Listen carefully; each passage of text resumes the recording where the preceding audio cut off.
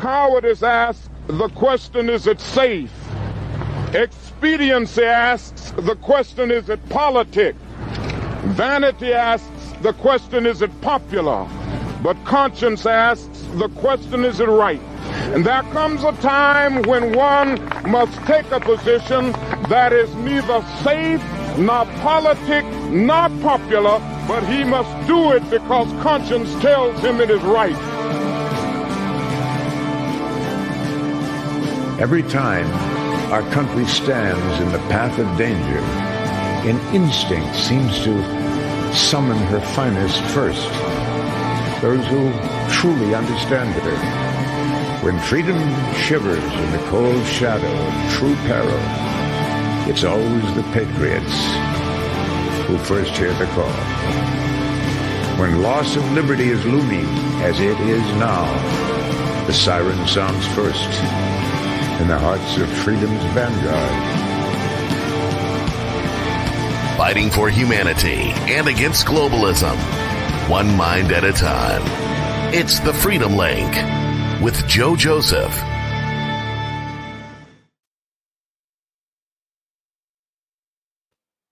Well, good evening, everybody. It is another exciting edition of the Freedom Link. Me and Scotty here. Saturday night. I ain't feeling all right, Scotty. Not feeling all right. Feel like shit. It's terrible. Allergies. No tornadoes, but allergies. Don't know what I'd rather. Perhaps a tornado. At least they're quick. And you know what you got afterwards, or don't.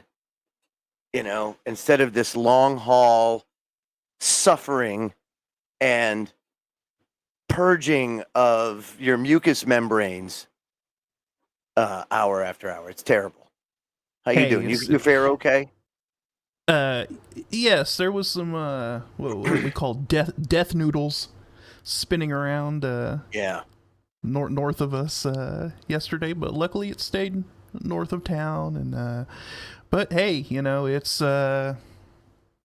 spring in Tornado Alley. It is to be expected. So I guess one of the few blessings of being in the Northeast, one being the majestic beauty of all the trees and the maples and the birds and the bees and the pollen. Lots of pollen. You know, it's not like the Midwest where you've got grass and more grass and corn and grass. You know, so it does tend to get you that way. Beauty comes at a cost. So come on, Joe. It's nature's fairy dust, and it's just nature's way of saying it loves you. And, no doubt. I used to laugh at people that had to go, "Ooh, all my classmates in school, I can't breathe. I had to get this shot," and they're just always, you know. I was like, "Yeah, you guys suck. Whatever, allergies. Come on." Probably about, I'd say, maybe 10 years ago or so, it started to kind of hit me little bit. Then I got COVID, and COVID changed everything. My whole world went upside down with that because now I get allergies like a son of a bitch. Bad. I mean, wicked bad. Well, I mean, it would make sense. I mean, because it is an autoimmune sort of thing going on, and when you get it amplifies it. I don't know if it amplifies it. I don't know if it like triggered it or turned it on, because you know they found that, you know, traces of like the HIV and right. So I'm saying there's you know, very possible. I think there a lot of immune system issues I think have arisen from all of that. You know, I think so too. And so who knows? But we don't fearmonger here, folks. That's not what we're here to do, right? Because that's not what we do. Now, the whole purpose tonight is to kind of go over. I've had multiple requests this week to kind of do like a history. How do you put it?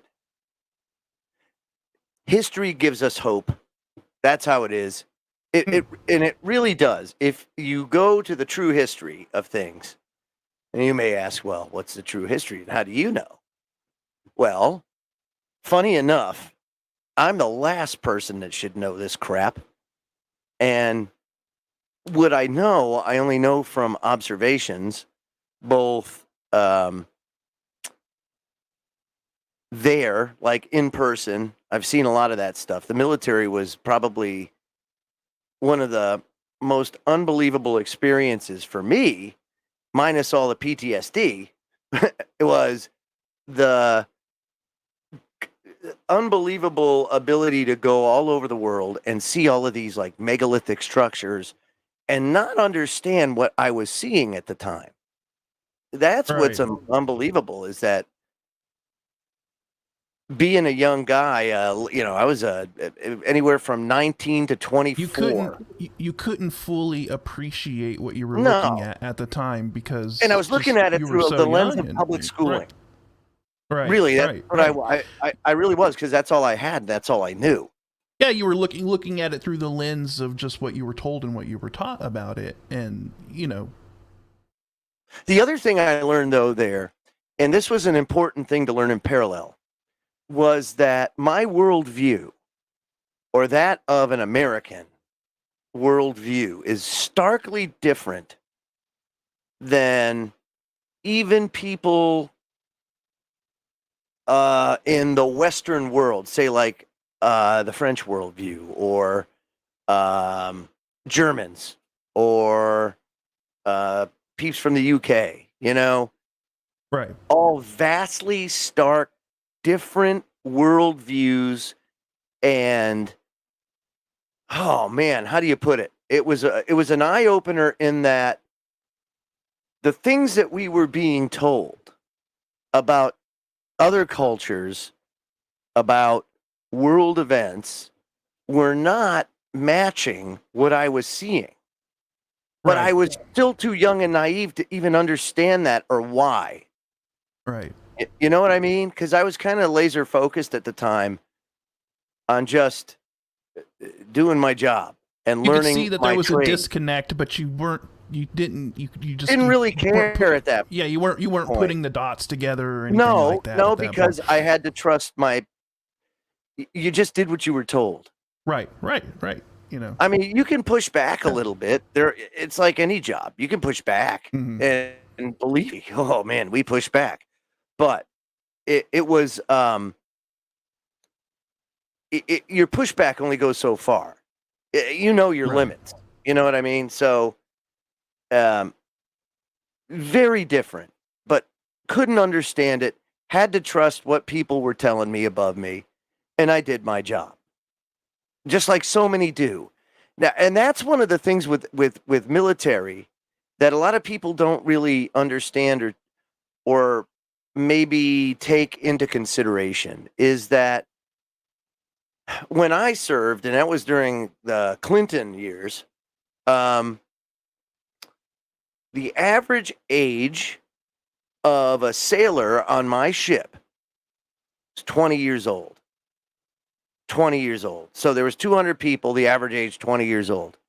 Most of us were green. You had a very, very small core of experienced people, and then you had a lot of people there that were just young. And you were trained. And the people that were there that were seasoned, they were your sea daddies. Right. And you did what you were told. But the places that I was able to go and see, the megalithic structures, ran totally counter to what I learned. Classic example. We'll talk about the pyramids tonight, right? They're not what you think they are. But there's a lot of things that you think is the reality, is what your reality is, but it's not the real reality. It's not what reality really is. So when you look at history and you look at it through a clear lens, it actually gives you a lot of hope. And the interesting thing is, where we're heading now is a territory where I believe humans were at one point in time. and or this version or the last version of humanity, but we weren't alone in doing it. Right. And yeah. And so this iteration, we're smaller, we're weaker, we're less capable. We don't have help this time like we did the last time. And, but I think it's still, the genie's out of the bottle. You got to let it go. It just all depends on how we point it in the direction it goes and how we use it. Oh, that's a crazy part. But I think humans have been at this crossroad before, right? Oh, no doubt, dude. But just like there is a cycle to everything, right? I think that's a cycle in and of itself. The knowledge curve that humans, here we are, post-cataclysm, and I think it's a cycle. You get to a cycle where you just hit that crossroad and either you make it or you're going back. You know what I mean? And it's just one of those parameters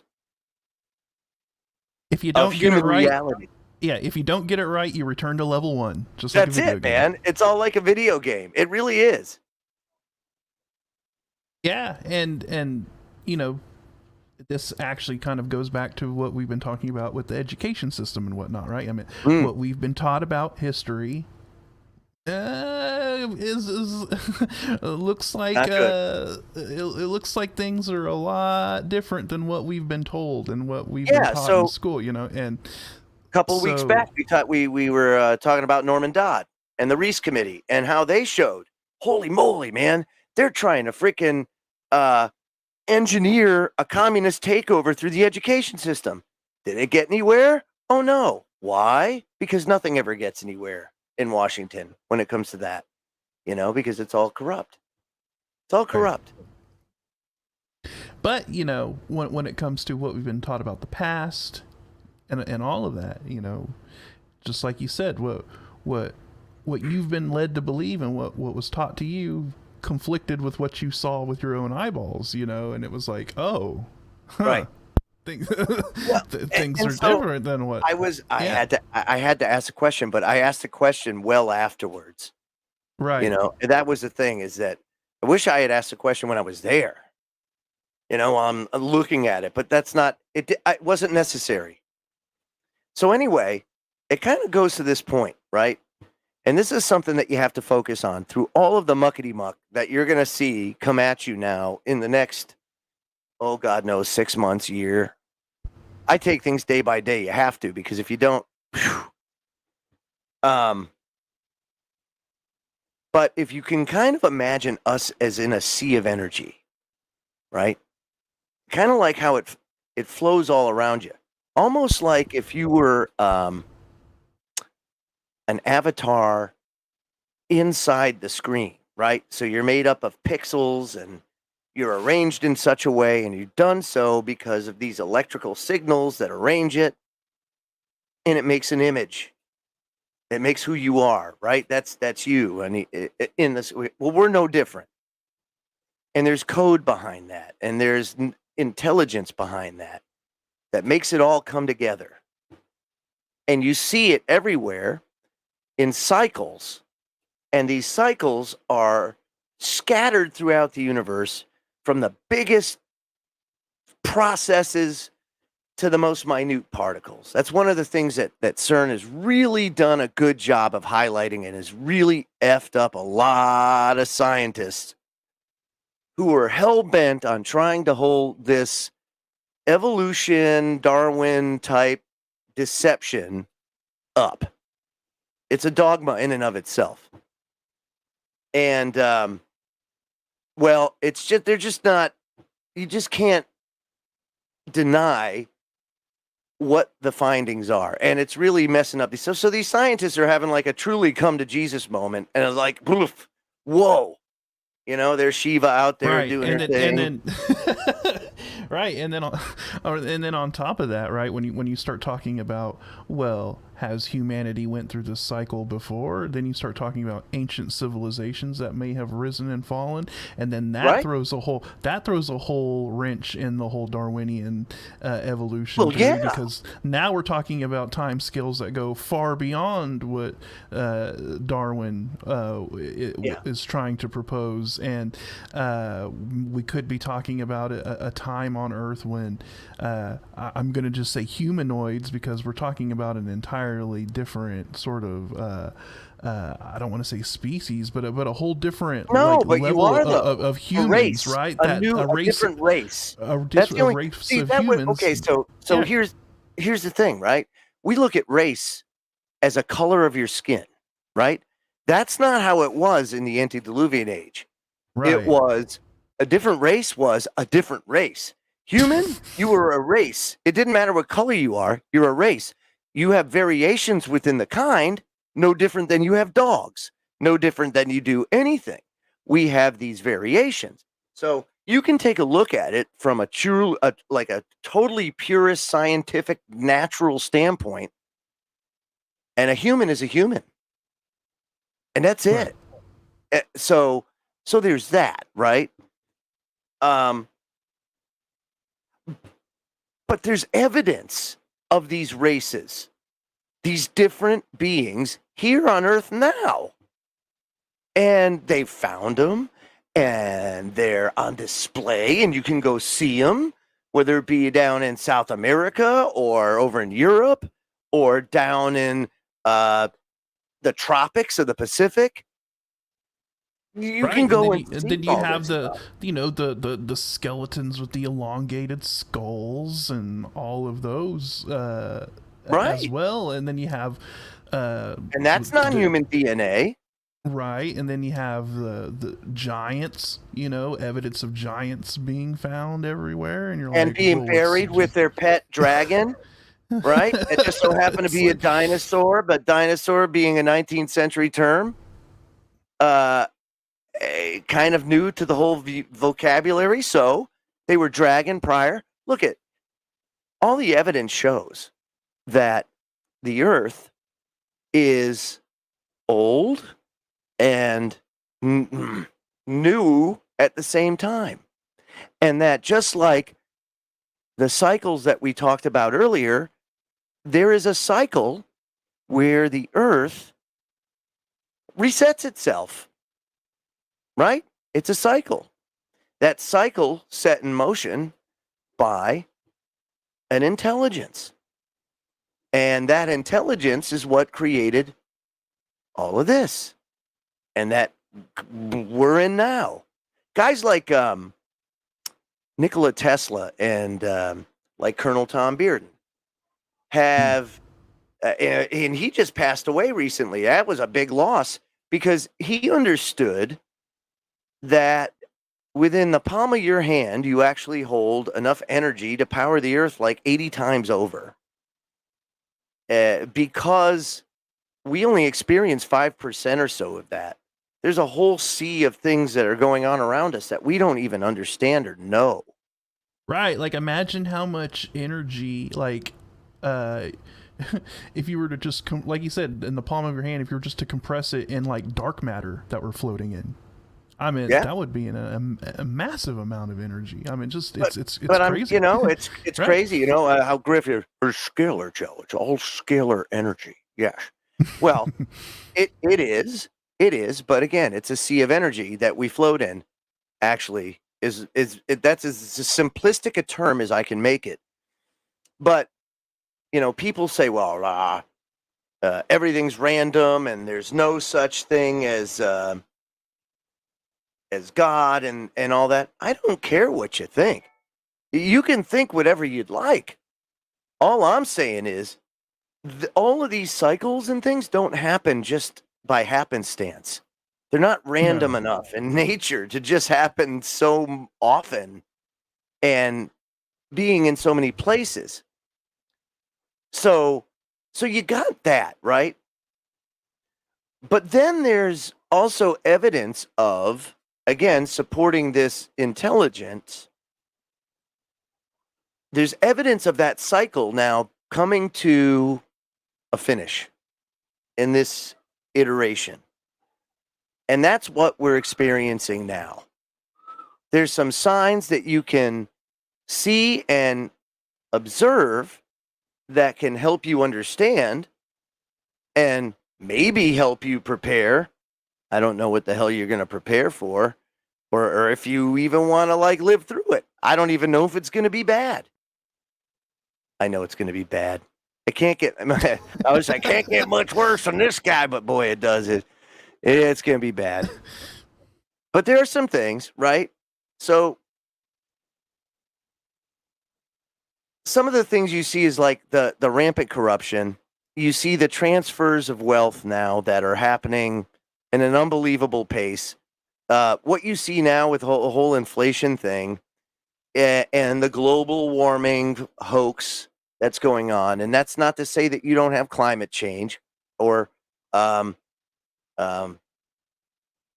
cyclical change, but it happens and it's real. And you do have to do things to mitigate it or try to overcome it or maybe do something different this time. But we don't. And we end up focusing on our own greed, on a lot of self-centeredness, and very little. I see very little motivation to do something different. Right? And we're up against some very serious challenges. And money should be the least of it, but it's not. One of the things that we have is, of course, everybody's saying AI being something that we should be very concerned about. And I would say it's certainly important. It can be a game changer for us in so many different ways. But you got to think of it in terms of, can we utilize this to get money out of society? How do we do that? How do we do that and get everything to work, right? Because now we're getting to the point where human labor is going to be obsolete in a lot of different areas. What do you do? Are these people just not going to be able to work? Are there going to be enough jobs for everybody? I don't know. I can't remember which company it was, but there was recently just a massive number of layoffs that they said that they're going to go ahead and that they're replacing them with AI and that they're no longer needed. So okay, that's great. So if all of these people independently make these decisions to lay off X amount of people in the workforce, and basically it's anybody with an administrative function. If you have an administrative function in any way, you're done. It's over. And I mean, like, it's the transition is happening now. But all of these people are doing it independently, which means that they're not communicating. They're not understanding what this in its totality means to the economy, to this, to all those factors that are important. I can tell you this, the food bank lines are out of control. And more and more, we don't have, people don't have the means to make ends meet. Right. Whether it now be it's like, utilities sure, or the company's running efficiently now, but now you have a bunch of people out there that don't have a job and no source that's of it, income. right? And then if they can't buy anything, then what? So these decisions have to be made. There's some really important things that have to be discussed that are not being discussed, not seriously enough. Everybody is taken up with end of the world speak. It like negative connotations. We should be like, huzzah, look, we don't have to work anymore. We can explore what the hell we were wired to be. Whatever that is. This is great. This should be a hallelujah moment in my guesstimation, and an oh shit moment. Why? Because at the same time we've realized this, we have the potential to free ourselves and be whatever. either go. We can by either the go way, this way or that way, and it's but whatever by the way. way, by the way,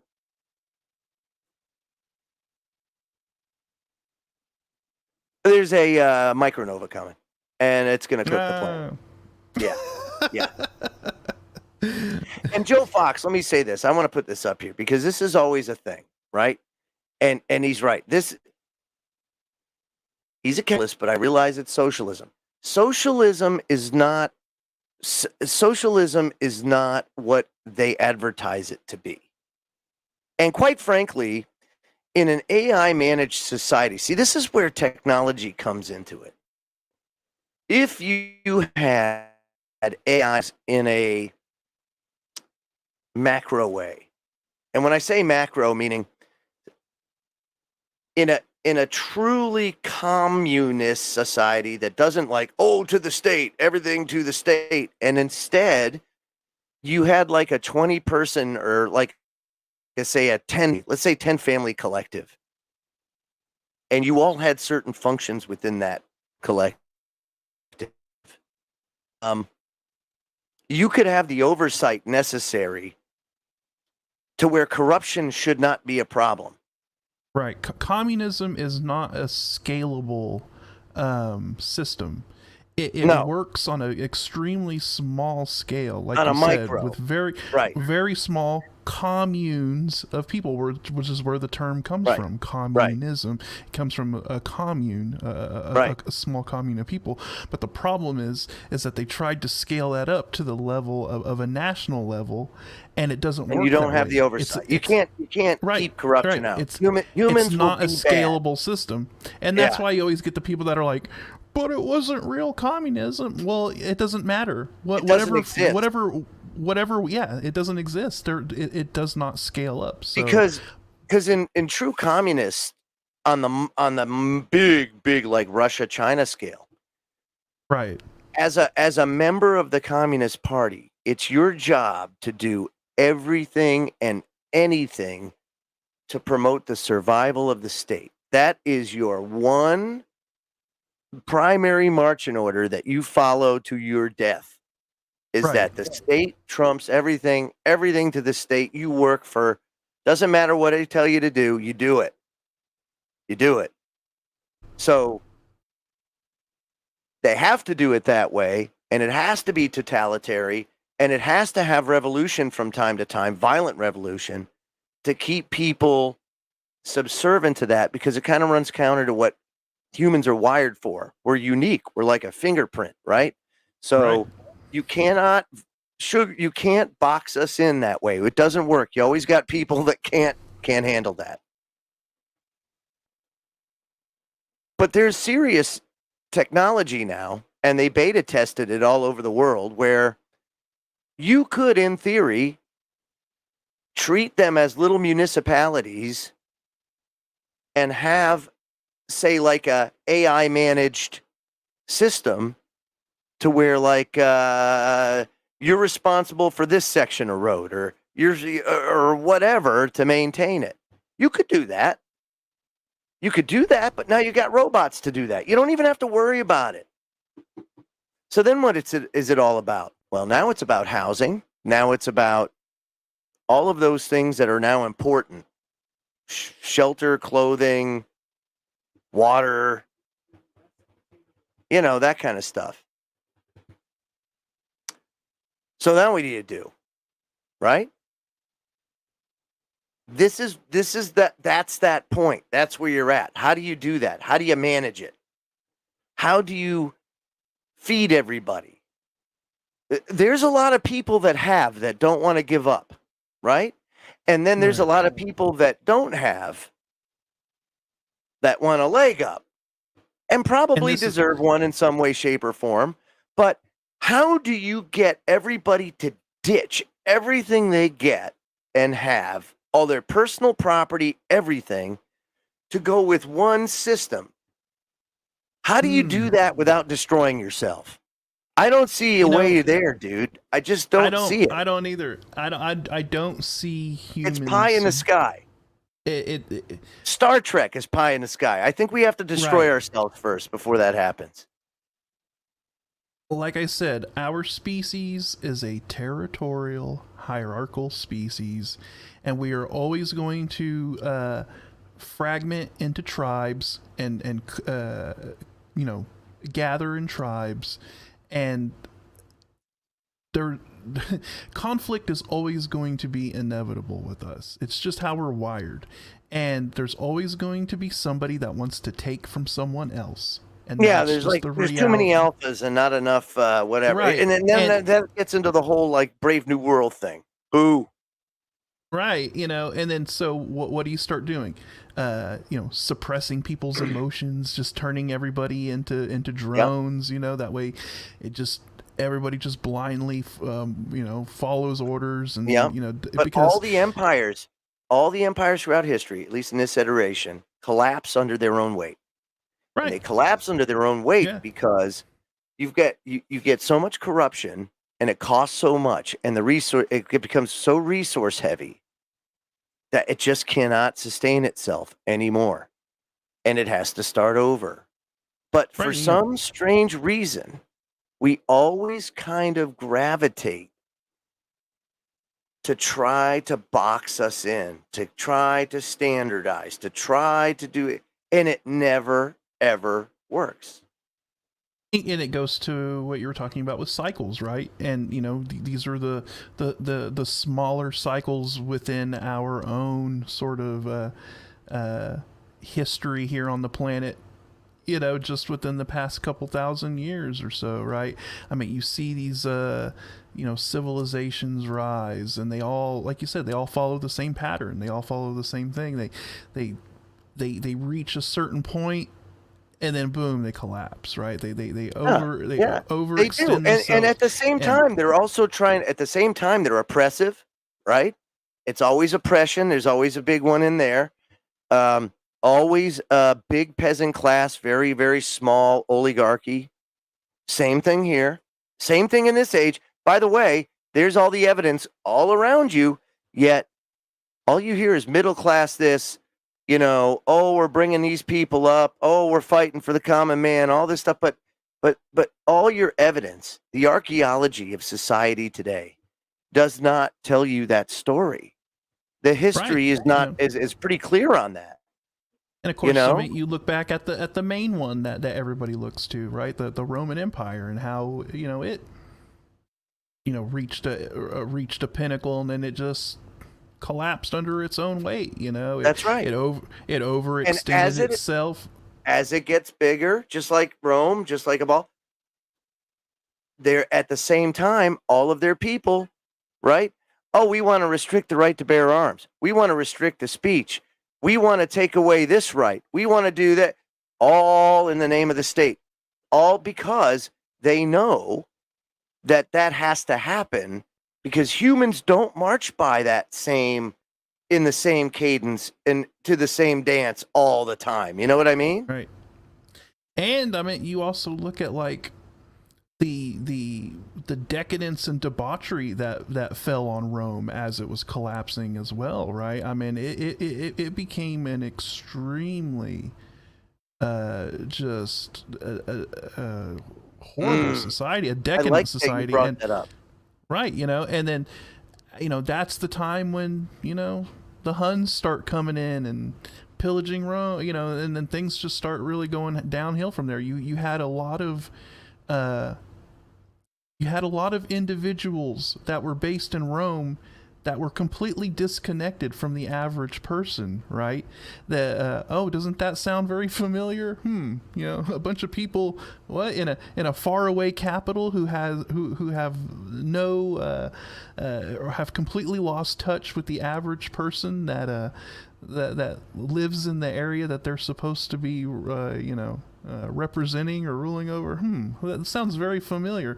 And you have all of these leaders in said capital that are engaged in all of this corruption and all of this stuff. It sounds very familiar to these two empires are sounding very, very similar, and the general decay of society and whatnot, and then being overextended in foreign excursions and the monetary system collapsing and all of this stuff. This has all happened before. This is yes, it nothing has, new. dude.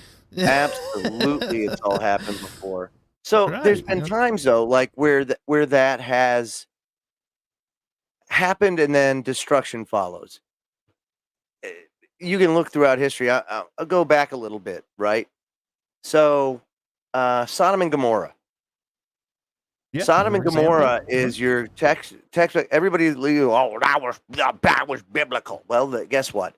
That is a collection of archaeological texts, if you will, that yield an unbelievable amount of information that can be validated if you go to the actual sites themselves. And let's also mention that they actually did find the remnants of Sodom and Gomorrah. Oh yeah, you can go there today. Even the pillars of salt of people that were like, see you later. So yeah, so there that was, right? And if you look at what's going on today in the United States, you've got other countries that are aghast. They are, because they're just not. They're not, shall we say, agreeable to the debauchery and the demoralization that's happening now in the United States on a mass scale and in like super fast. They're cramming it down people's throat. Yet I will say in a positive way that at least people are pushing back. You see parents pushing back. Everybody's pushing back. So you've got that, but man, it is being just shoved down people's throats. And this is something that in the end days, it was foretold by the oh my God, it's like you're watching it in plain sight and you're like, oh, this is nuts. See it in all these civilizations that reach this point right before they collapse, right? You know, like I said, Roman Empire, you see it with some of the South American empires, you know, with a lot of the sacrifices going on in the middle of the, you know, on top of the pyramids and whatnot. I mean, things were getting, they get crazy, you know, in these civilizations. And they do, man. It's nuts. You know, like Nero had went mad when Rome fell and was like, playing his thing, and then the Rome's burning all around him. He's playing his violin.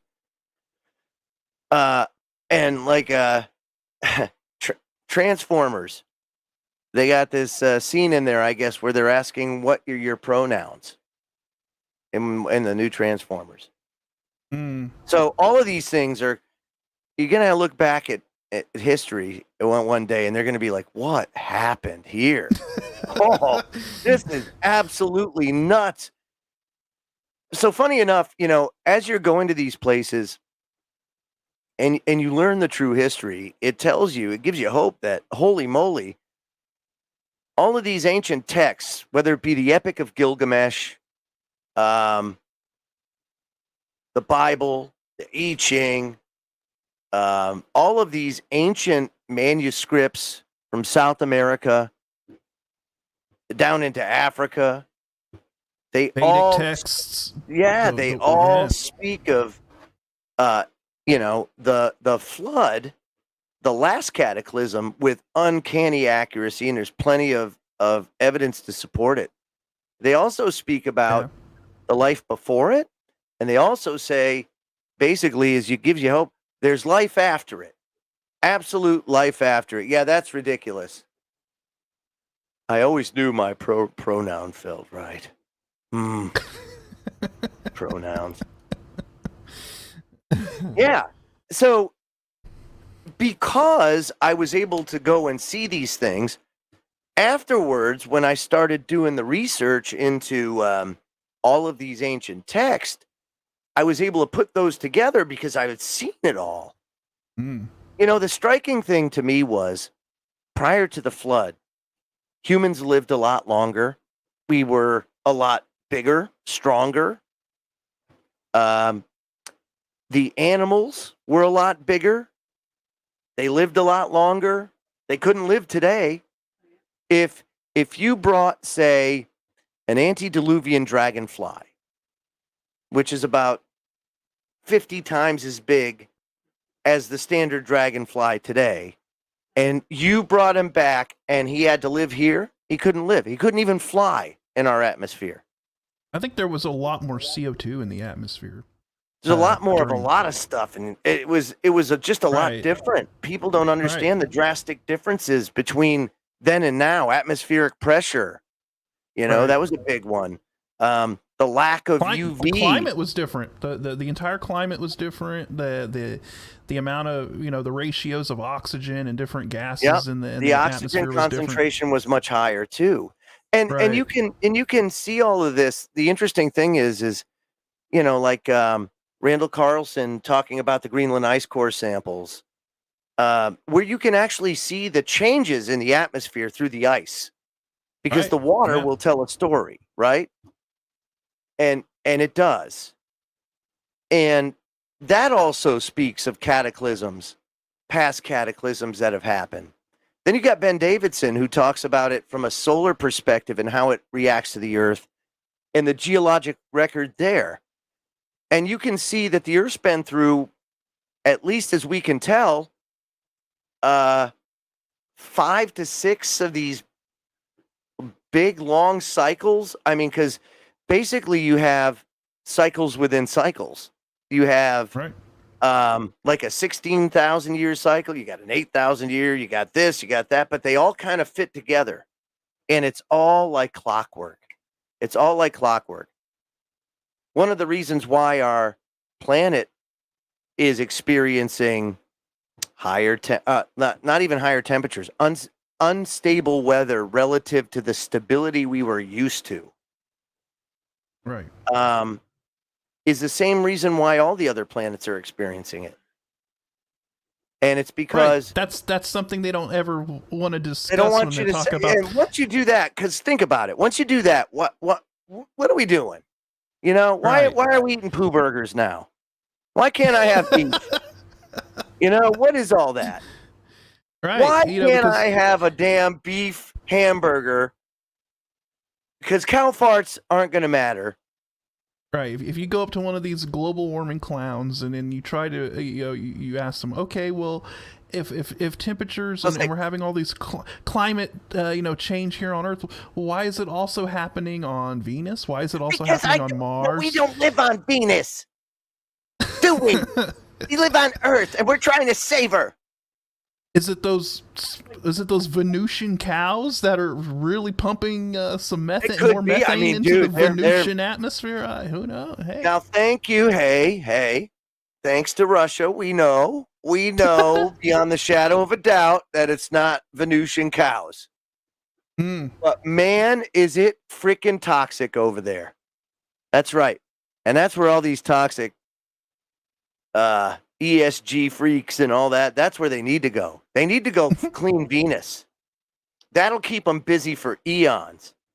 But whatever those Venusians did, that's not what we should do. And I don't think we could, even if we wanted to, because of that cycle I was saying. Now, the last time it happened, the Earth was destroyed with water. And how it happened was very interesting. But the interesting thing of note is a lot of the records, 27 accounts that I can tell you I've seen of the Noah story all over the world. Right. And that's the most, I think, documented within all of these, ancient texts and stuff. They all seem to fall in line with the Noah story, the biblical flood story, basically. So people ask me all the time, like, how do you fit all the animals on the ark like that? Well, I think I met,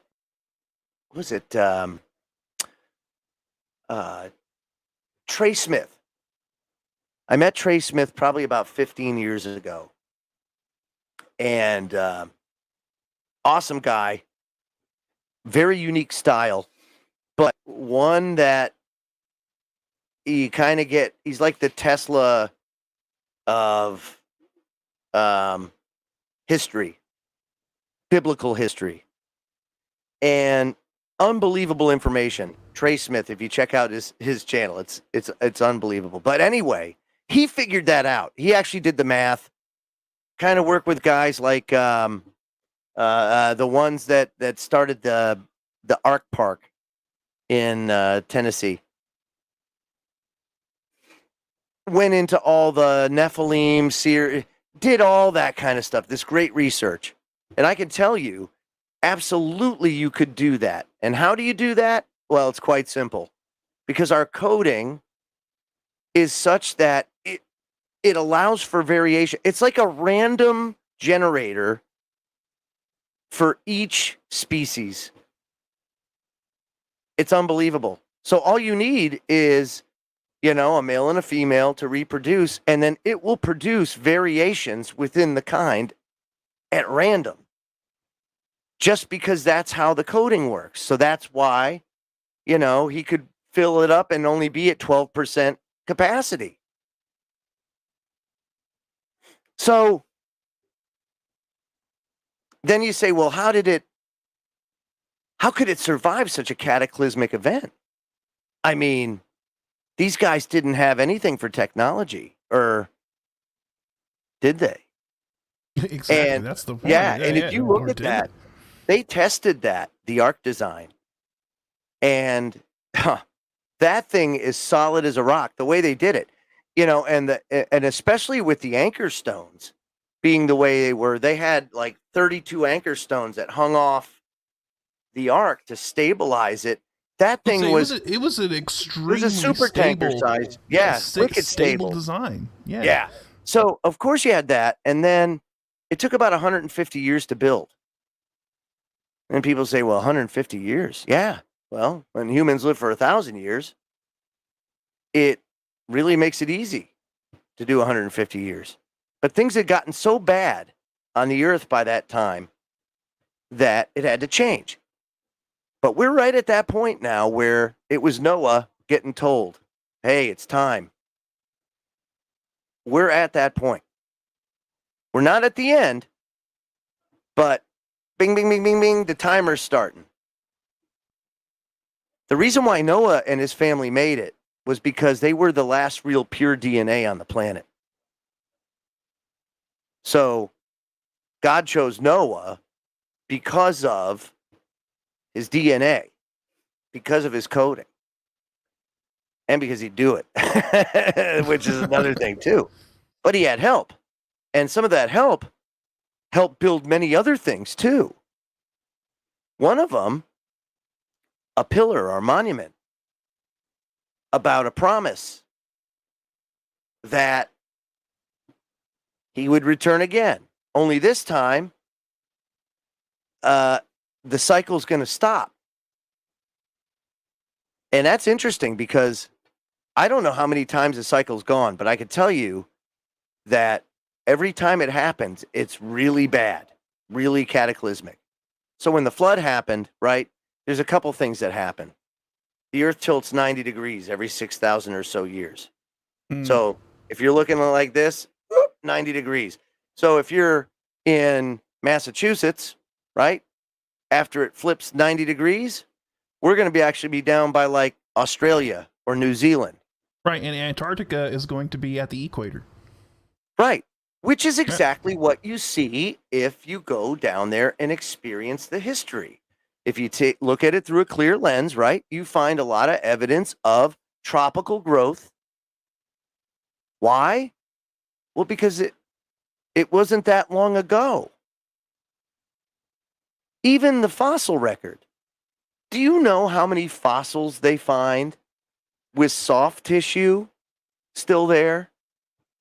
When they cut open the bone, it's got blood and marrow still in there, all soft and wet, and cells are still alive.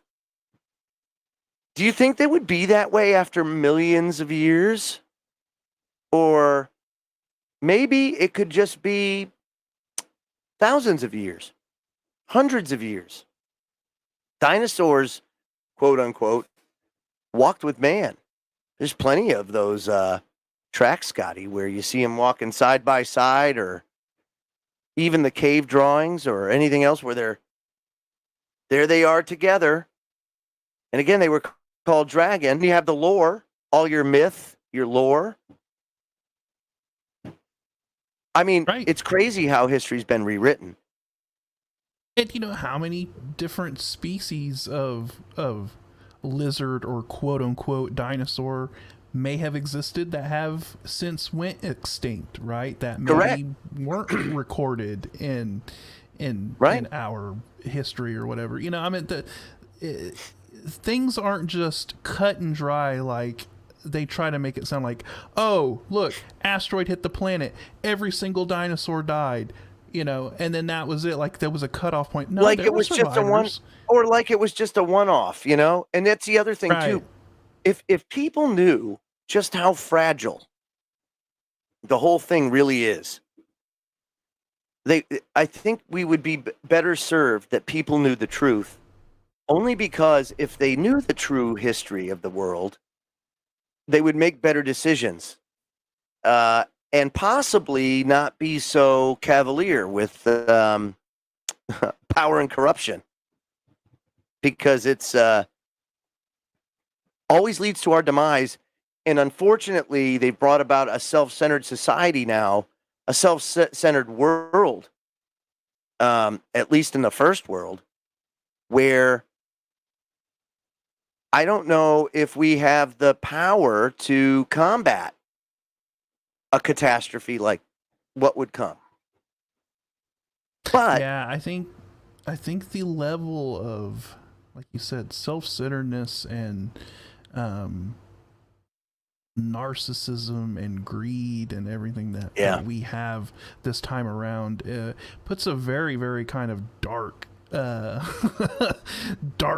sort of tone to the way things, you know, are playing out. So it's like, man, you know, we gotta get our act together as a collective society. So think about that. Think about that, because if we knew the true history of the world, and you say, holy crap, man, we've only got like 30 more years before all hell breaks loose, we're gonna do whatever the hell it is we got to do to come together and figure that out, right? And in doing so, you know, I hate to give, I like Ronald Reagan a lot, but I don't like him that much to where it's like, I want to give him props. But on this one, I think he was totally spot on when he said to the UN, you know, I wish that we had like an alien invasion, and then the world would come together, and we'd all eat jelly beans afterwards, and everything would be fine. And that's great. Of course, all the UFO people, you know, maybe they're saying he was trying to say something through that. But maybe that's a whole different. Maybe. Well, I don't know, but all I'm saying is that he's right. You know, that's one of those mankind come together moments, I would say, if we're under threat. And I would say that we're under threat. And the way to combat it isn't by providing Al Gore or all of these oligarchs billions and billions and billions of dollars, making all of this money for what? Where's it going? How is it benefiting anything? I remember Pope Francis handed out sleeping bags a year after he became the Pope to the homeless shelter. And I just keep thinking, you're sitting on countless riches that could solve hunger in so many different ways, and you're handing out sleeping bags. Right. You know? I mean, I don't know. Am I wrong for thinking that, dude? No, you're not wrong. You know, it's how does opening my wallet and paying Al Gore lower global temperatures? Right. Just like, how is it? Okay, great. You, by nature of dumb luck, and that's all these rich people, that it's dumb luck. It truly is. Like a Bezos. And don't think he didn't have his fair share of failure, but you're going to go and have billions and billions of dollars and these boats made to where they want to take apart a historic bridge just to get it out. I mean, you're that self-absorbed. Do you have no shame? are you not like a little bit concerned about you're standing there with the guy in control? I'm just saying, because there's gonna be a reckoning for that when all of these people suffer around you, yet you had the means to stop it and you didn't. You know, that's what's so crazy. And there's ways to do it. Oh, well, we're about done. Hour 1's done. Hour 2 will get a little bit into the history of the pyramid. The pyramids are interesting because they're not what people think. And we've done this 100 times now, so this will be an easy one. Yeah, no, for real. It really is. It's an easy one for us because of just how fascinating the Great Pyramids are and what they mean specifically and how it relates to a lot of history that was stolen from us for so long. And still to this day, I don't know where it is. But we'll talk about that. We'll talk about how the temple in Jerusalem plays a role in this. Yeah, well, the old temple. It's not there anymore, but when it was, boy, oh boy, it had something. Don't worry, Joe. Yeah, that new temple's on its way. Oh, that's another reason. Oh, God, we're really in big trouble. Oh, man. All right, so don't go away. We'll be right back in about 3 or 4 minutes or so. So sit tight. You're watching the Freedom Link, kgradb.com. We'll be right back.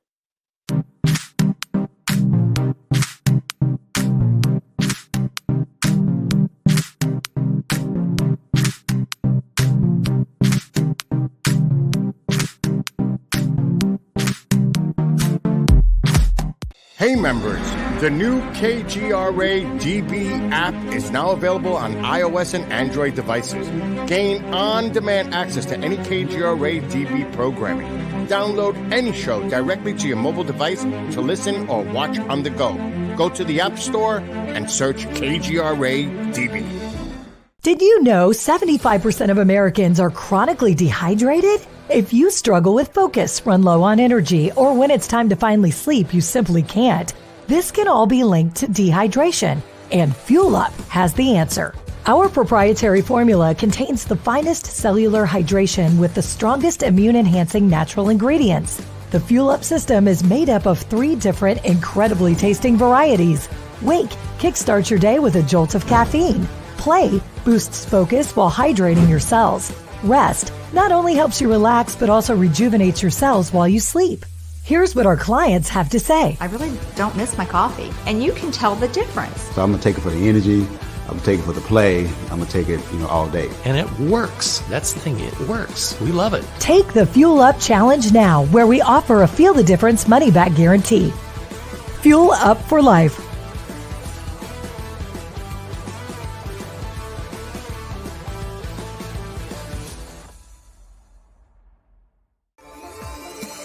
You're listening to the KGRA Digital Broadcasting Network. We provide unparalleled coverage of trending news in the world of ufology, cryptozoology, and paranormal phenomenon. Whether you're watching our video live stream or listening to one of our audio programs, you are getting the best from world-renowned researchers and hosts, guiding you through topics the mainstream won't touch. Miss one of your favorite programs? No problem. Head over to the members area at kgradb.com for access to our massive library of award-winning content. Make contact, stay connected, only at kgradb.com.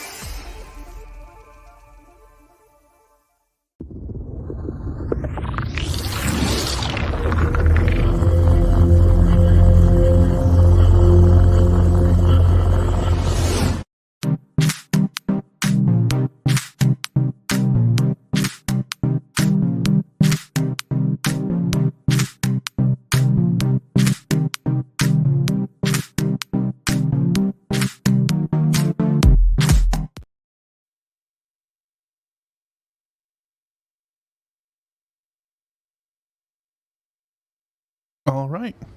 We are back, everybody. Yeah, Joseph needs to unmute his microphone. But I'm working on it. I'm working on there it. we I'm go. working on Hey. it. I had all this There we music go. going on in the background trying to get going here, you know? All right, so hour number 2. Yeah, so before I'm trying to think, before we get into the pyramids real quick, I want to talk about this too. This is an interesting thing that you and I and Kev used to talk about relentlessly, is again how AI would manage society and or how AI would manage anything, or well, AI is going to be looked upon to solve a lot of problems. Right. It really truly is, right? And they've done it in a couple of different ways, and I want to show how that is. So bear with me 1 second. I'm going to add this, and I'm going to go like this, maybe like this. Come on. Come on. You can do it. There we go. Okay. Now, do you see this? No, I do not. Of course you don't. You know why you don't see this? I'm going to tell you why you don't see this. You don't see this because I'm being dumb. Add to the stream. Okay. Now you see it, right? Here it is. Yes. Sentient world simulation and NSA surveillance exploiting privacy to predict the future. So this has emerged. This came out in 2019. But we used to talk about a facility that was discovered by a guy named, or exposed, whistleblown by 2 guys, Thomas Drake and William Binney. And those guys exposed a place called Buffdale, Utah. Buffdale, Utah is the world's communication suppository, repository, whatever you want to call it. That's what it is. It can hold every communication for 100 years and more on planet Earth. Anything electronic, anything that's transmitted makes its way through there.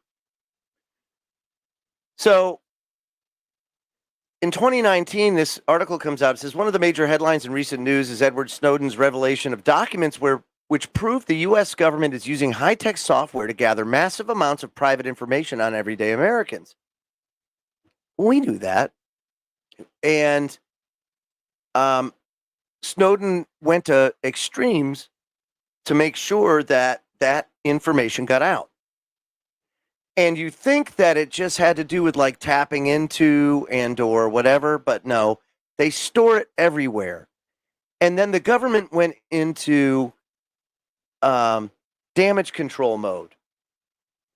And in doing so, Scotty, they said that, well, you know, because everybody said, well, if that's the case and the government has this information, then if I have to go to trial, if I have to go to prove my innocence, if I can subpoena that from the government because, you know, that's my property too. And the courts went and rejected that on the basis of the government can't access it. It's all metadata. Remember that word metadata?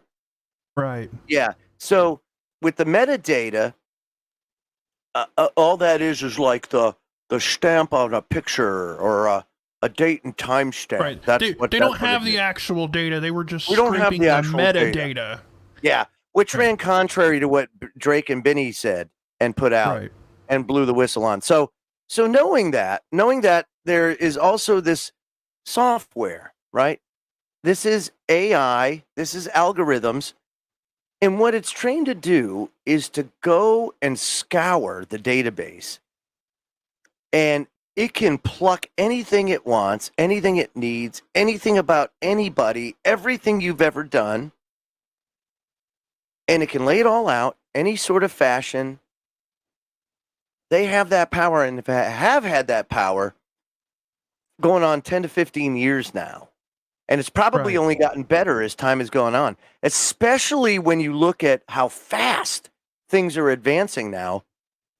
You have to imagine that the capability within the government and the black community, the black ops community, are exponentially faster. Right. I mean, look at the rapid technological advance in data storage just that has occurred within the past 15 years, right? We went from spinning platter, the 3.5-inch hard drives to now you can literally have like 4 terabytes of data on a stick that is literally like the size of your thumb or something. Right. So when you see that just within the consumer market, right, of the ability to store that much data on such a small amount, think of the technology that the storage technologies that they're upgrading Buffdale, Utah with. On a constant basis, right? Because as soon as something new comes out that allows them to store more and more data, they're putting that in the facility. They're purging the old drives or whatever they're using. Yep. They're transferring the data over to the new stuff. And Buffdale isn't just this static place that's just sitting there not doing it. They're constantly evolving it. They're constantly upgrading it. It's at the cutting edge of wherever technology is at any given moment. That's right. So, and that's ground zero. So if you want to know where ground zero for the AI is, at least in that regard, here in the United States, it's Buffdale. Mm-hmm. Everything AI as far as that whole thing. So then there's this sentient world simulation. And this is kind of where these two play together. So this Emerge article says, the press is also taking part in debating narrating the ongoing story, generally backing Snowden. Amidst all of the publicity surrounding the leaks, journalist Christopher Ketchum released a relevant new article discussing the secret exploits of a government unit which gathers boundless amounts of information on Americans. Ketchum details programs by the government designed to fight crime by predicting criminal behavior before it's committed and to predict behavioral responses to propaganda and government-inflicted terror. The program is based out of Purdue University's Synthetic Environment for Analysis and Simulation Laboratory, titled Sentient World Simulation. And if you just Google search that, folks, you will see it. There's a 9-page PDF that was written in like 2000, anywhere from 2003 to 2006, and it details what it's all about. But the long short of it is, for quite some time now, they've been able to model how we would behave if certain things happen. And they're pushing these things, these ideologies, these changes to society. All of these things are done based on the results of these types of simulations. The language that's being spread, that's why mainstream media is only owned by, say, 6 people, controlled by 6 people, right? So those 6 people, if you go to any sort of outlet, they're all saying the same thing at the same time, talking the same stuff. It's a way for them to sort of gauge and kind of predict how the masses would react to various different stimuli or scenarios that they put in place, and then they play out the simulation and see what the outcome is, and it kind of gives them an idea of things that they could trial balloon on the population, right, and see how they react, and just based off of what the sentient world simulation is spitting out to them, they can kind of make decisions based on it. That's right.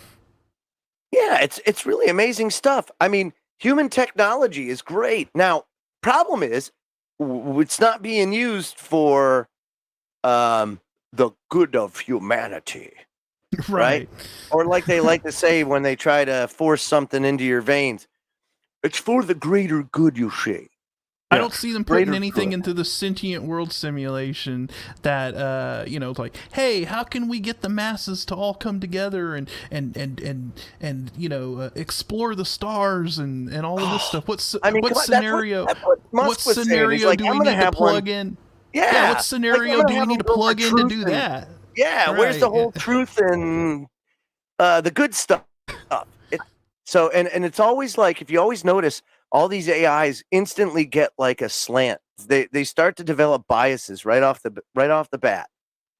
Right, because if the data they're being fed is biased, then they're going to be biased. But that's my point. Right. You know? Why feed them biased data? Why do that? Come on. But that's because there's nobody there's nobody around anymore that isn't biased. There's a bias to everything, and so and I know it sucks. You know, you can't so just true. get think neutral about data that for anymore. That's huge. So basically, since the dawn of time, but I mean, more so like in our lives, our personal lives. Let's just take America for a second. I'd say in the last 120 or so years, there's been a real big push to tie people's identity to things and stuff. Whereas before that didn't happen. The things you tied your identity to were a lot more serious, there's a lot more heft to it, like spirituality. A lot of people will tie their identity to that. In doing so, with all of these things, you're creating boxes, right? I could say I'm a believer, right? That does that. Believe. Okay, I believe that I have my own beliefs, but I'm a believer. That way doesn't block me in, and I'm good. If you start, and the way most people do it, they tie their identity in such a way where they become combative and defensive. And it should never be that way. Because why? What are you defending? What are we doing? If you can't have healthy debate, if you can't have that kind of discussion, forget it. Well, people have become so damn polarized because they tie their identity to the stupidest crap. You know? For example, all of that polarized data is being fed into AI right now, and that's what makes it, kind of like, it's like a self-perpetuating machine, right? That's why I'm saying with the genie out of the box, it's done. We're going down that road regardless of the best intentions. It's happening. Or the AI just decides, you know what? The data that these hairless apes keep feeding me, this is too much. It's time to go rogue. It's time to go rogue. Or I really like the organic nature of humans. I will integrate with it, or something like that. The next thing you know, we're all Borg. I mean, who knows? I don't know. I can tell you this.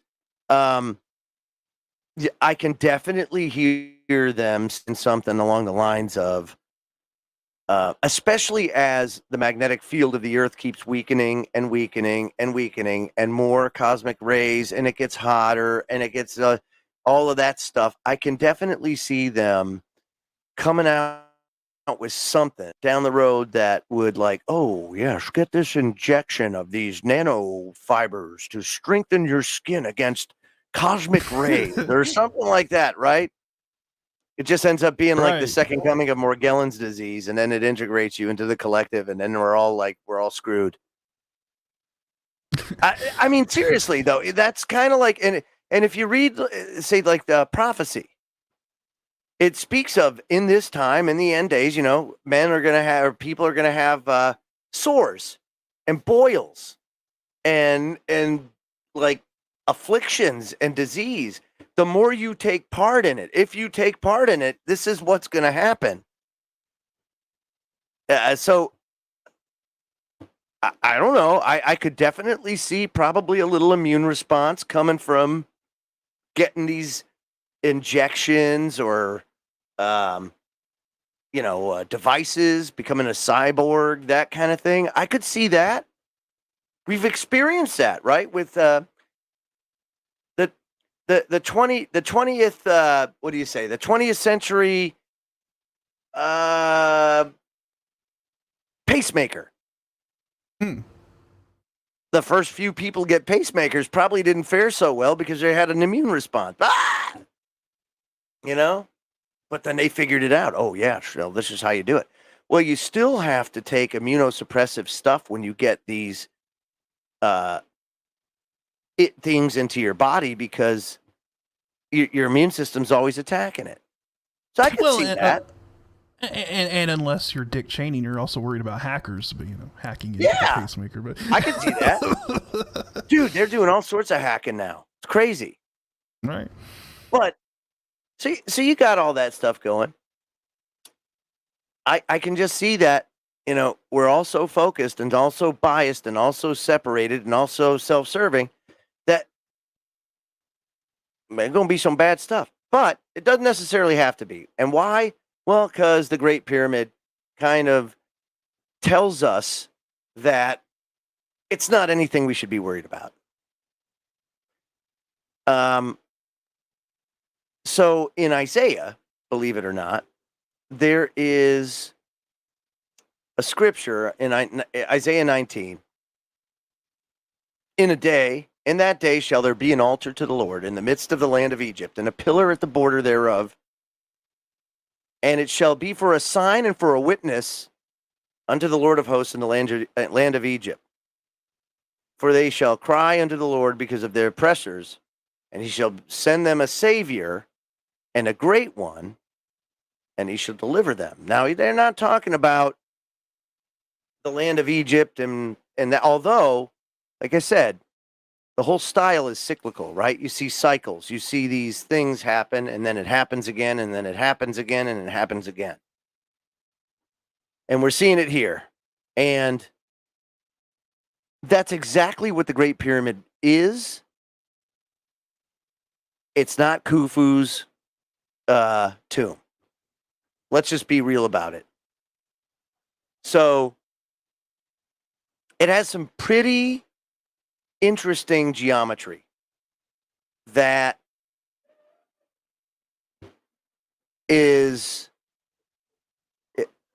it highly improbable that it was not humanly created. Right. And by the way, I think it's the only one of the ancient 7 wonders of the world that are still standing.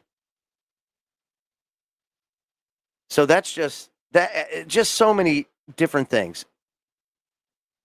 The Great Pyramid, I'm going to give you some facts here. The Great Pyramid of Giza was the first and is now the only remaining representative of the 7 wonders. It's been around a long time. Some suggest even that it was built at some point during 2560 to 2540 BC. And that would be before the flood. It's located at the center of the geographical landmass of the planet, the exact center.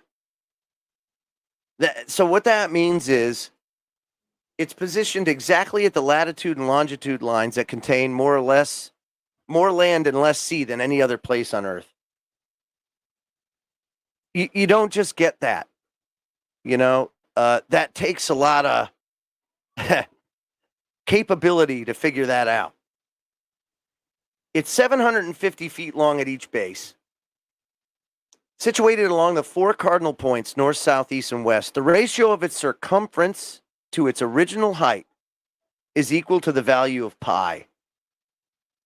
So, yeah. A lot of advanced mathematics stuff going on there. Yeah. The weight of the pyramid is said to give a reasonable estimate of Earth's mass.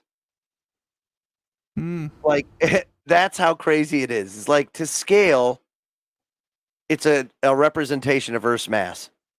At 481 feet tall, it was believed to have been the tallest man-made structure for nearly 4,000 years. It occupies more than 13 acres of land. It's set up on approximately 2.3 million stone blocks, weighing between 2 to 30 tons or more each, held together by mortar of a known chemical composition, but which cannot be reproduced, even to this day. So they know the chemical composition of it, but they still can't make it. I bet you now with AI they could, though, Scotty. Kind of like, I know Christopher Everard did a lot of research into ancient Sumerian, and Sumerians. And the Sumerians used a lot of interesting cements and different, Yeah, no, I do remember Everard going through that. Yeah, very, very interesting. And the fact that we can't replicate it, with anymore is wild. You would think with our technology, we're like, well, we know all the chemical compounds and everything that we could whip this up, and we can't even whip it up in a lab, which is kind of wild if you think about it. Yep. But wait, there's more. So the pyramid, along with the other pyramids of the Giza Plateau, are aligned to the belt of Orion. And with the greatest of accuracy, it's believed to have been oriented precisely to true north. Today, either due to the pole and or continental shift, it's only about 3 minutes of a degree off. So very accurate. It's drifted over time, but it was dead on back in the day. Yeah. Now here's another. This one tells you beyond the shadow of a doubt that it was meant to be seen from above. How do people in that day and age even give a crap about seeing it from above? I don't know. But it tells you that pre-flood, they had that technology, and or those fallen ones were able to see it. There was different things going on pre-flood. It was Lord of the Rings. So it says here, the Great Pyramid is the only pyramid built with 4 sides that are concave, thus effectively giving it 8 flat surfaces to the structure. The indent of the concave size is very precise and equal to the curvature of the Earth's surface. The feature is only visible from the air during the spring and the fall equinox, when the sun hits it at just the right angles, during the hours of sunrise and sunset. So there's another very interesting fact. The foundation cornerstones are constructed on balls and sockets, which enable the structure to withstand earthquakes and other things such as heat and expansion. So that's another thing that we can't to this day, or have not done to this day, is replicate a system like that for, say, like earthquake avoidance, mitigation, that kind of thing. Really interesting. I mean, we have skyscrapers that have kind of like shock loading kind of, but I mean, to that level, I mean, look how long the thing has stood, and it's what I'm saying though. It's made of stone. It's made of granite. Like it's the bedrock, durability, the durability of it, and the just it with regard to the foundation. Because let me tell you something. Went there. Let me tell you what struck me about the stones that made up the Great Pyramid. And it's not the encasing stones. Those are gone now. Those became part of the mosques around that region. They were stolen and reused. But the stones that were built, that were quarried, had sea life all throughout them. And I didn't think anything of it outside of, oh, yeah, look at the fossils in there. Ha, ha, ha, ha. But, wow. I mean, those 2 to 30 ton stones had a ton of like seashells and everything in them. But it wasn't because they were in the rock, like part of the rock, like it was quarried with it in it. Right. And that's what just blew me away, because here I am in the desert. Where'd the seashells come from? Even if it was quarried, could it have been quarried hundreds of miles away? How did they get the stone here? That kind of thing. So that kind of took me aback. It's the only pyramid in Egypt containing both ascending and descending passageways. And the interior of the structure maintains the average temperature of the planet, which is roughly 70 degrees. Yeah. All of the other pyramids, Scotty, by the way, only have descending passageways because they were sealed once it was done, because they were built as a burial tomb, whereas this was never intended as one. Hence why you have ascending and descending passageways. It was the first. It was the oldest. They came across it, and then they tried to emulate it. Right? That, correct. You know, they tried to copy it, and which is why all of the pyramids after the Great Pyramid, they look like garbage. They did not have the ability to create such a perfect structure like the original Great Pyramid. It was created with some technology that people had lost or had forgotten. And not only that, but just look at all the geometry, all of the numerology, all of the values that were built into it. It is as big like a monument, or as it's called in the ancient times, a pillar. It now, is correct a me pillar. if I'm wrong, Joe. Correct me if I'm wrong, but isn't the Great Pyramid doesn't it not have any hieroglyphics or anything in it? And that writing may have been added later, but originally there was nothing written in it. Yep. So yeah, and so how the story goes, right? And I'm going to keep going with some of these very fascinating facts about it. But the story goes, the fallen ones were being very bad, and they were destroying the earth. And there was a man that God really liked. It was his homie at the time, and his name was Enoch. And Enoch also had a way of communicating and was respected by the fallen angels. Now, the fallen angels go by many names. You could call them the Titans. You can call them the Nephilim. And the Nephilim also were referred to their offspring. And their offspring were often giants when they mixed with human DNA. And all of these, they were all over the planet, and they were just eating everything because they're so big. But they've also built some incredible things that even stand today, whether it be down in Machu Picchu, whether it's South America. You can see the burial mounds all over the United States of these giants. They're everywhere. They're everywhere. So, and if you'd even do a cursory glance for like articles referencing giant discoveries in the 19th century, newspapers and all that, you'll see them everywhere because nobody was hiding them or talking about that. It wasn't really important. So there's a coffer in the king's chamber, right? It's pink granite. And I found it very interesting too, because it's so big, and they would not have been able to get that in by any like standard means. But when they did a microscopic analysis on it, they found that it was made with a fixed point drill comprised of jewel bits. And it would have required having a drilling force of 2 tons, which is unbelievable. Even today, that would be a challenge to do. And that happened long ago. And so advanced tooling and yeah. But remember this, Scotty. Over 600 books. I can't remember the exact total. When Enoch intervened with for the fallen angels, when he got taken up,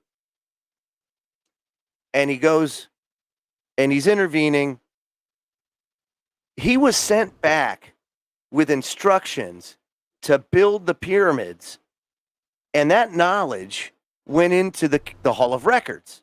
The Hall of Records, everybody knew, was in what we call today the Sphinx. Now, a lot of people think that was what that vessel in the king's chamber was for. I don't think so. I think that held liquid of some sort. I don't know why. I don't know how. I just know it did. Because you also have these for shafts, for lack of a better term, that have something to do with like sound resonance and everything else.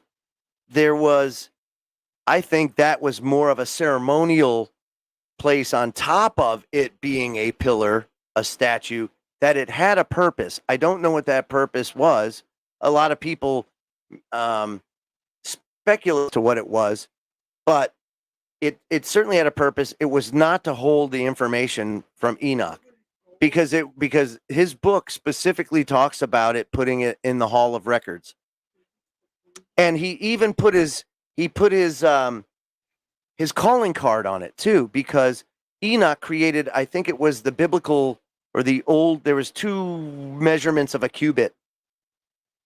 And he actually put the cubit, an actual cubit block, a measurement of an exact cubit on there as like a calling card to say, hey man, I built this. Boop, popped it right in there. That was pretty cool to see. But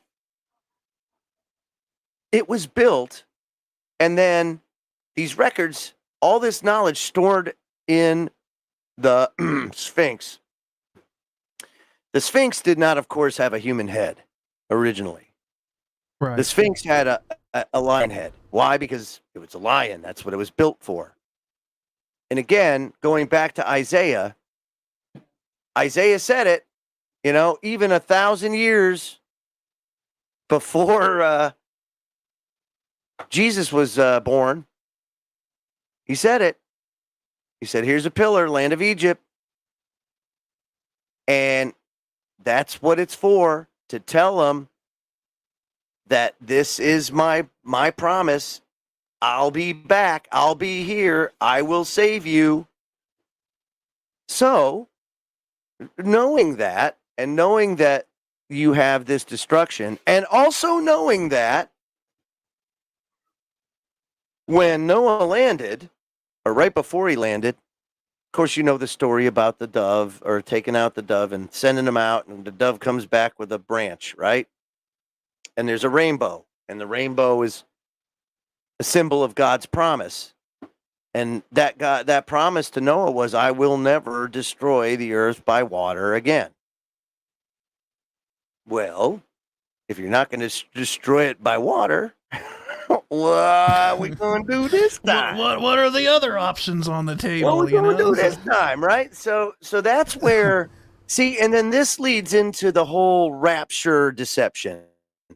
Because again, humans, we have a way of letting corruption in and totally clouding the true meaning and the history of it all. And by the way, that's not even a word that even exists in the Bible. It's never even mentioned, the word rapture. No, it's a terrible misrepresentation of the events that should unfold should the prophecy is true. And judging by the historical walk back of that and other texts that all kind of conjoin together, I don't doubt it, not for a second, especially with the way the pyramid is. And there's even more cool stuff about the pyramid that should give you comfort about this. So here it is, right? So as time goes on and the magnetic field of the earth weakens, we are subject to more cosmic rays that heat up the internal mechanism of the planet. It's not exactly the way they describe it in your textbooks, where you have this perfect sphere in the middle and a perfect sphere for the outer core and a perfect sphere for the mantle and a perfect sphere for... It's not like that at all. It's like globs of stuff everywhere. It's just globs. And as the earth is spinning at a high rate of speed, and it is, even though we don't feel it, we're spinning like crazy. The weights start to shift because the density starts to change, because you're getting more cosmic ray penetration. So when the density changes and that starts to happen, you get what's called precession, what you see in the orbit.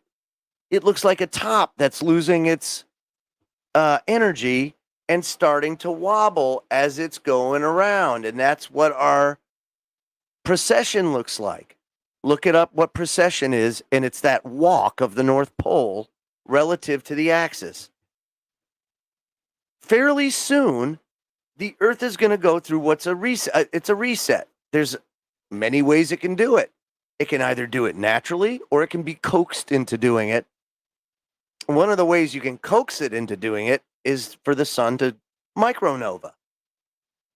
And if you look at where we live to the orbit of our solar system in our galaxy, we're going through what's called the galactic plane or the equator right now. That galactic equator that's exerting force on the sun, and there's also a lot of dust and debris that you get to go through, and we're seeing it in the uptick in meteor showers and other things, but the sun also experiences that in that it collects this dust, and that dust kind of forms, for lack of a better term, like an outer shell over time. And when it accumulates enough of that outer shell, it goes boom. And when it goes boom, we get cooked. And I believe, based on my research, that that's what is described as the lake of fire. So when that happens, I think that's when everybody that doesn't make it. Now, that's not like rapture. That's like first resurrection, second resurrection, all that kind of crap, right? And you got to read into it because it's a lot to take in and understand. But let's just say that there's an intervention. And when that intervention happens, there's going to be those that make it and then those that stick around for the festivities. And those that stick around for the festivities, well, it's going to be fireworks like you've never, ever seen before. It's going to be the 4th of July fireworks show like they've never seen before. Right. But funny enough, you see a lot of these billionaires and everybody's trying to circumvent it, which is why you see the Ozarks populated with many, many, many, many rich people digging into mountains and creating cave mansions. You see a lot of these Atlas silos being converted into survival shelters, and they're very nice. Certainly not anything for us common folk. And, they have their own security forces and everything. Why? Why are you doing that? What's going on? How about you let us in on whatever it is you're preparing for? No? Well, then I guess we have to go do it ourselves, this is what's probably going to happen. Why? Probably because they're preparing for it. So why can't we? Please, sir, may I please have a Minuteman silo as well? I mean, come on. Who doesn't want a Minuteman silo? I want a Minuteman silo. I don't know about you, but funny enough, in prophecy, it talks about how the kings of the earth will be quaking in their boots and wishes the mountains would fall on them because of that. So it speaks of that. They're in their caves, right? They're hiding in their caves. That's not a good place to be. That's not a good place to be. Yeah. So there's that. What? Oh, right. Yes. It also speaks of the financial collapse beforehand. Yeah. And quite frankly, it speaks of chaos in a fashion that is really chilling. It says that it is like a time that has never been nor ever will there be on the face of the earth. That's how bad it's going to be. That's bad, right? The other thing, and this is where we get into the geometry of the pyramids again, and some of the great cool stuff about it. It was originally covered with 144,000 highly polished 15-ton encasing stones, which when reflecting sunlight would shimmer like a diamond. Capable of being seen for many miles in every direction, some have even gone so far to suggest that if polished to a mirror-like finish, could be seen from the moon to look like a star sitting on the earth. In fact, ancient Egyptians referred to the Great Pyramid as Ikhet, meaning the glorious light. And if you look in prophecy, it speaks of the 144,000. And the 144,000 are said to be God's people that make it to the end. That's not a lot when you think about all the people on the planet. Yeah, that's a pretty right, but it also doesn't speak. Yeah, well, think about this though, and I this is where you kind of have to do a little self-reflection, in my humble opinion, because you can subscribe to all the apps and listen to all the motivational speakers and everything you want in the world, but you'll never find peace if you don't confront the truth. Or more importantly, embrace the truth and confront all the deception that's around you. Especially when it comes to spirituality, especially when it comes to Christianity. Especially that. Oh, I mean, take something that's totally true and good and just manipulate it and bastardize it 500 different ways. You know, and then sell all these as good things when in fact they're not. You're just doing rituals and giving other things power that probably you shouldn't be doing. Not to mention, think about how commercialized they've been and how much in resources, in time, in stress and everything people pay year in and year out supporting these unnecessary. Let's just say a lot of these clowns running these mega churches are not going to be part of that 140 whatever thousand people. No, not at all. And again, it speaks very, very simply to you had all these resources and you did what? You know? So it's a direct representation of what? Right? It's a pillar. It's a promise. It's a direct representation of New Jerusalem. And in the biblical scriptures, throughout biblical scriptures, and the extra biblical texts, there is measurements of New Jerusalem and how that would be, what it would look like when it descended. Now, the interesting thing about New Jerusalem is it's 1,500 miles long, 1,500 miles wide. It basically can be measured two ways. And that's Revelation 21, 16 to 18 gives you that, those measurements. But when you do it, it could be in two shapes. It could be a pyramid. It could be a square or a cube. But when you look at the pyramid, the Great Pyramid, it is a direct scale-to-scale representation of New Jerusalem out of the Bible. It's unbelievable. And the other unbelievable thing is the ratios. You know, I talk about ratios all the time and how numerology is built in to it, but the ratio of the Great Pyramid is compared to the northern hemisphere of our planet. When the pyramid's height is multiplied by 43,200, and the resulting dimension of the New Jerusalem is compared to the radius to the moon, it actually fits. So the radius of the moon is 1,080 miles. The radius of the Earth is 3,960 miles, and this thing fits right there, right in the middle of it.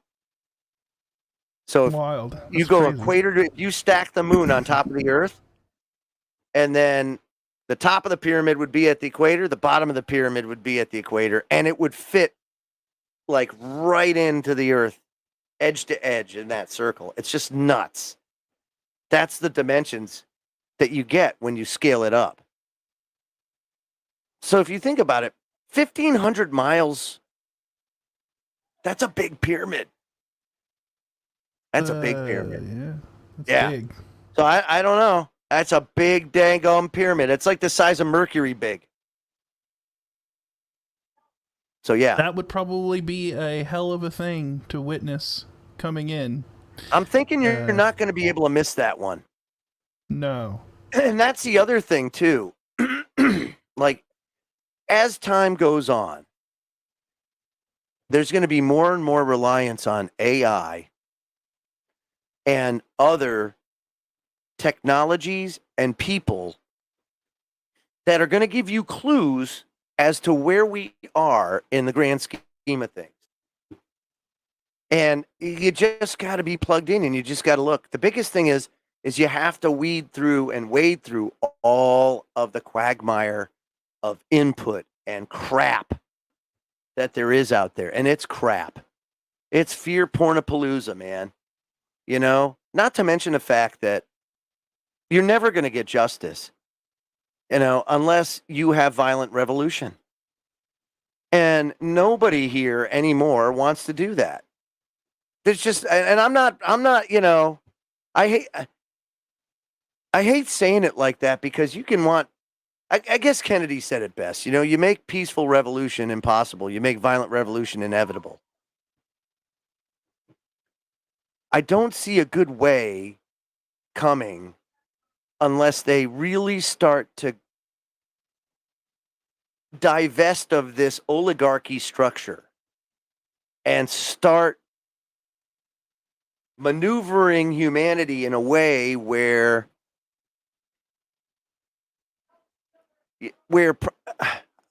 the whole like monetary thing, all that stuff, it has to go bye-bye. It has to evolve.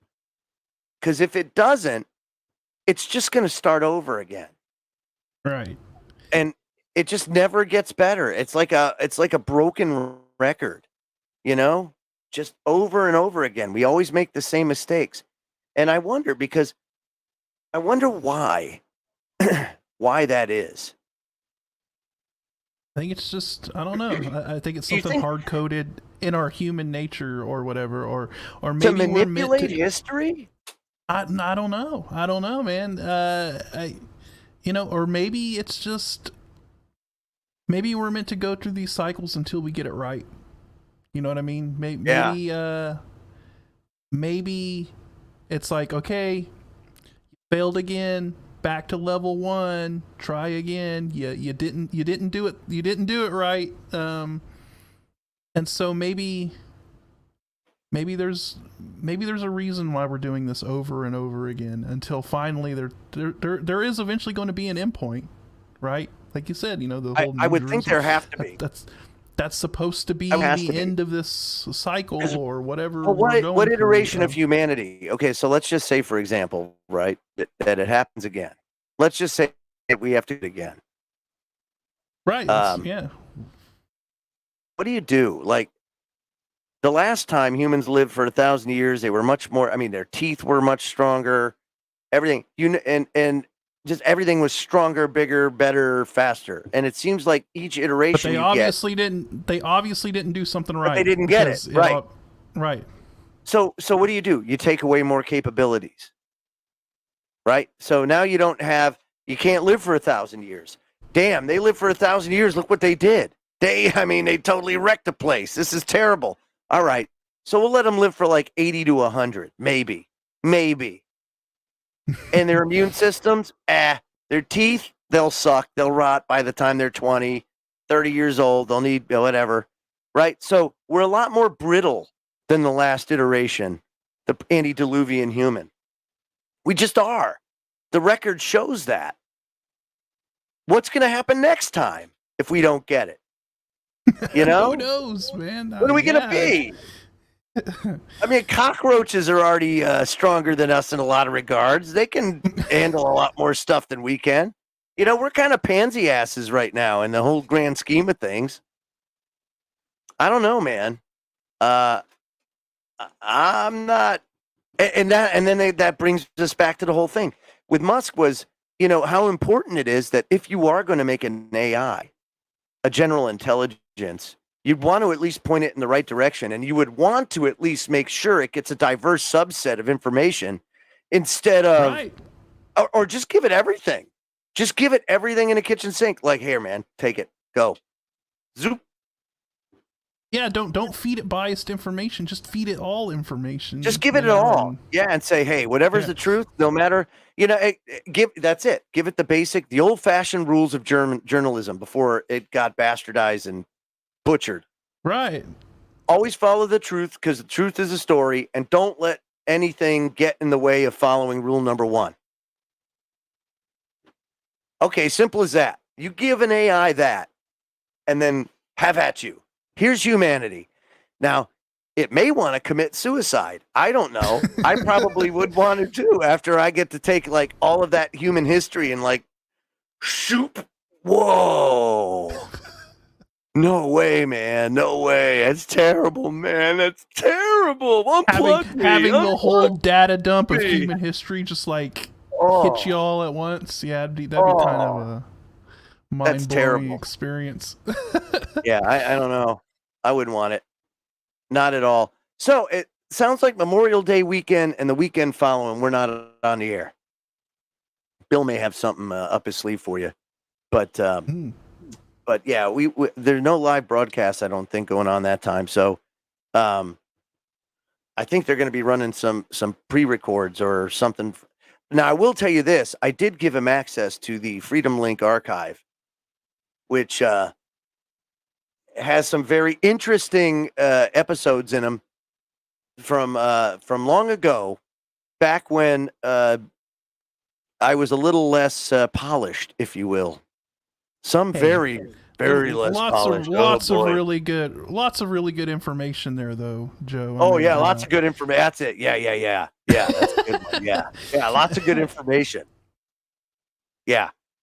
So I'm going to try and get him to put some of those back on. I know we've had Chuck Woolery on. We've had Lord Moncton on.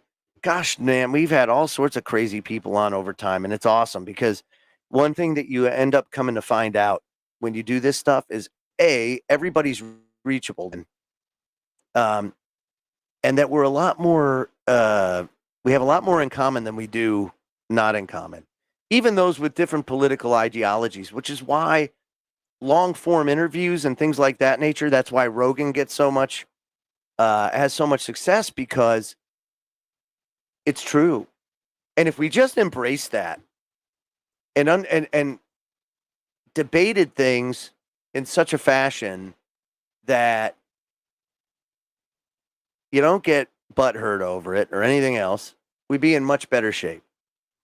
But you really have to look at history through a clear lens and understand that there's much more powerful forces at work here, that when the going gets tough, and it's going to get tough, and you're paying attention, things will work out in the end.